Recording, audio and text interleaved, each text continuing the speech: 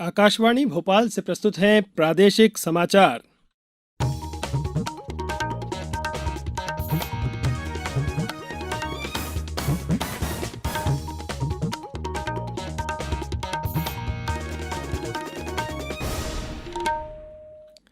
नमस्कार, समाचारों के साथ मैं नवनीत चौबे।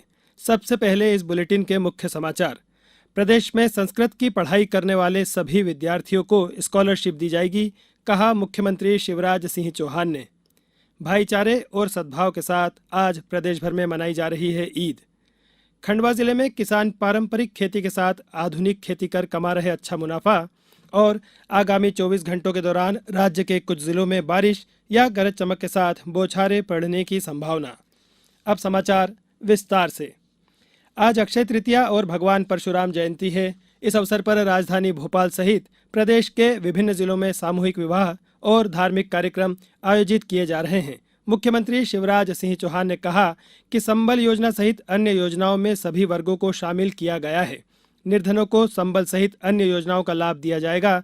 उन्होंने कहा कि प्रदेश में संस्कृत की पढ़ाई करने वाले सभी विद्यार्थियों को स्कॉलरशिप दी जाएगी। मुख्यमंत्री ने कहा कि संस्कृत शिक्षकों की भर्ती शुरू की गई है। अब तक 1900 पद भर लिए गए हैं। यह क्रम निरंतर जारी रहेगा। मुख्यमंत्री ने कहा कि ऐसे मंदिर जिनके साथ जमीनें संबद्ध नहीं हैं, उन मंदिरों के पुजारियों को 5,000 रुपये प्रतिमाह मानदेय दिया जाएगा। जिन मंदिरों के साथ भूमि संबद्ध है, उनके पुजारियों के लिए भी मानदेय की व्यवस्था की जाएगी। मुख्यमंत्री शिवराज सिंह चौहान ने भोपाल के गुफा मंदिर में आयोजित अक्षयोत्सव में भगवान श्री परशुराम जी की 21 फीट ऊंची प्रतिमा की प्रतिष्ठा कर अनावरण किया। इस अवसर पर उन्होंने कहा कि भगवान परशुराम अक्षय अनंत हैं, सर्वव्यापक हैं, वह सत्य और धर्म की स्थापना के लिए हैं। राजधानी भोपाल में शिवाजी नगर स्थित भगवान परशुराम मंदिर में भगवान परशुराम का अभिषेक कर पूजा अर्चना की गई।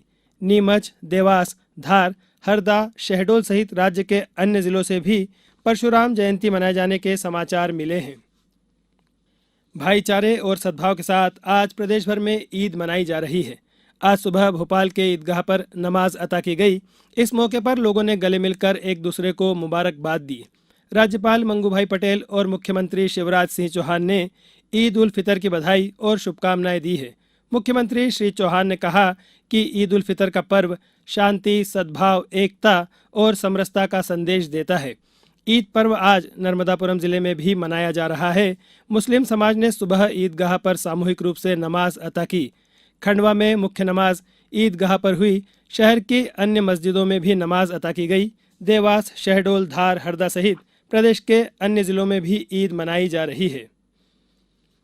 प्रधानमंत्री नरेंद्र मोदी और जर्मनी के चांसलर ओलाफ शाल्ज ने कल बर्लिन में भारत जर्मनी अंतर सरकारी परामर्श में हरित और सतत विकास साझेदारी के संयुक्त आशय घोषणा पत्र पर हस्ताक्षर किए। इस अवसर पर श्री मोदी ने कहा कि स्थानीय उत्पादों को बढ़ावा देने के लिए भारत का वोकल फॉर लोकल अभियान स्वतंत्रता संग्राम के दौरान के स्वदेशी आंदोलन की याद दिलाता है। उत्तराखंड में अक्षय तृतीया के पावन अवसर पर गंगोत्री और यमुनोत्री धाम के कपाट श्रद्धालुओं के लिए खोल दिए गए हैं। कपाट खुलने के साथ ही 4 धाम यात्रा शुरू हो गई है। केदारनाथ धाम के कपाट शुक्रवार को और बद्रीनाथ धाम के कपाट रविवार को खुलेंगे। अब समाचारों में वक्त है एक ब्रेक का। ये समाचार आप आकाशवाणी भोपाल से सुन रहे हैं। हमारे समाचारों को अब आप कभी भी और कहीं भी अपनी सुविधा के अनुसार सुन सकते हैं। ये समाचार बुलेटिन यूट्यूब, ट्विटर और फेसबुक पर AIR न्यूज भोपाल पेज पर सुने जा सकते हैं। इसके अलावा आप हमारी वेबसाइट newsonair.com पर या AIR न्यूज ऐप पर भी समाचार सुन सकते हैं। ब्रेक के बाद समाचारों में एक बार फिर आपका स्वागत है। खंडवा जिले में अब किसान पारंपरिक खेती के साथ आधुनिक खेती कर अच्छा मुनाफा कमा रहे हैं। गेहूं, चना और अन्य रबी सीजन की फसल के साथ किसानों को अब तरबूज और खरबूजे की खेती खूब भा रही है। कम लागत में ज़्यादा मुनाफा होने के चलते क्षेत्र में हर साल तरबूज की खेती का रकबा बढ़ता जा रहा है। तरबूज की मांग प्रदेश के अलावा दूसरे राज्यों में काफ़ी ज़्यादा है। उद्यानिकी विभाग के उप संचालक ने बताया कि जिले में पिछले वर्ष तरबूज की खेती 2,500 हेक्टेयर की तुलना में इस साल 3,200 हेक्टेयर में की गई है।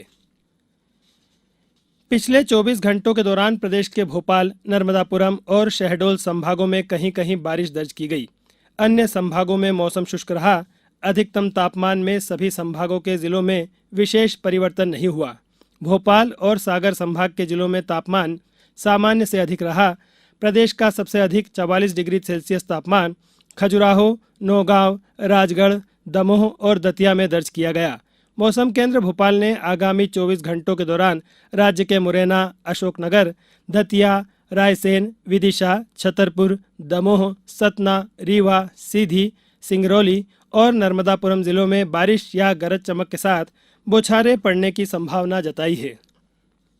शहडोल जिले में कोरोना की पहली लहर के दौरान लौटे 12,000 प्रवासी मजदूरों में से आज भी 10,000 मजदूर अपने गांव व आसपास के इलाकों में काम कर रहे हैं। इन मजदूरों का दोबारा पलायन नहीं हुआ है। प्रवासी मजदूरों के लिए श्रमिक पोर्टल में ऑनलाइन पंजीयन किया गया था। इन मजदूरों को उनके गांव के आसपास ही काम दिया गया। कोरोना की पहली लहर के दौरान प्रवासी श्रमिक पोर्टल में श्रम विभाग ने 11,562 श्रमिकों का पंजीयन किया था। दूसरी लहर में पोर्टल का नाम बदलकर रोजगार सेतु किया गया, जिसमें 733 मजदूरों ने अपना पंजीयन कराया था। तीसरी लहर में दोनों पोर्टल को मर्ज कर माई एमपी पोर्टल शुरू किया गया, जहां मजदूरों का पंजीयन कर उन्हें रोजगार उपलब्ध कराया गया। प्रदेश में आज 2 अलग अलग सड़क दुर्घटनाओं में 3 लोगों की मौत हो गई और 33 लोग घायल हो गए। सागर जिले के कसेली थाना क्षेत्र के गांव सेमरा झरिया के बीच बारातियों से भरे पिकअप वाहन के अनियंत्रित होकर पलट जाने से वाहन में सवार 2 लोगों की मौत हो गई। वहीं 15 लोग घायल हुए हैं। वहीं एक अन्य घटना में शिवपुरी में आज बारातियों से भरी एक बस पीपर समा 4 लेन पर पलट जाने से उसमें सवार एक व्यक्ति की मौत हो गई, जबकि 18 लोग घायल हो गए। घायलों को शिवपुरी जिला चिकित्सालय में भर्ती कराया गया है।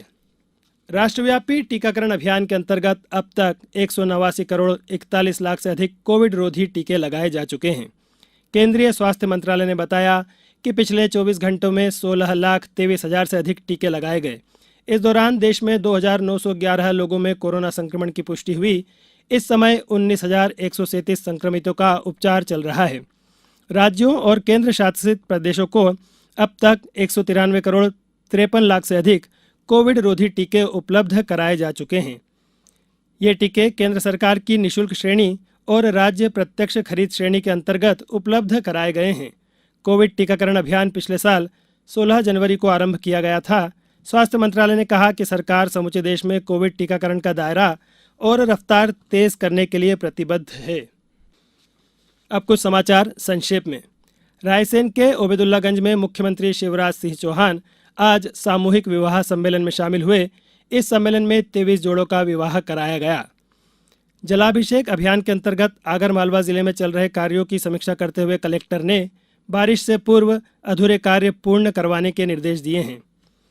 मध्य प्रदेश जनजाति संग्रहालय की लिखंदरा प्रदर्शनी दीर्घा में कल 4 मई से भील समुदाय की युवा चित्रकार शांता भूरिया के चित्रों की प्रदर्शनी का संयोजन किया जा रहा है। यह प्रदर्शनी 30 मई तक जारी रहेगी। छिंदवाड़ा जिले में भी ईद उल फितर का त्योहार और भगवान परशुराम जन्मोत्सव धूमधाम से मनाया गया। नरसिंहपुर जिले में परिवहन नियमों का उल्लंघन कर रेत परिवहन करने वाले 3 वाहनों को जब्त किया गया है। इस बुलेटिन में बस इतना ही। नमस्कार।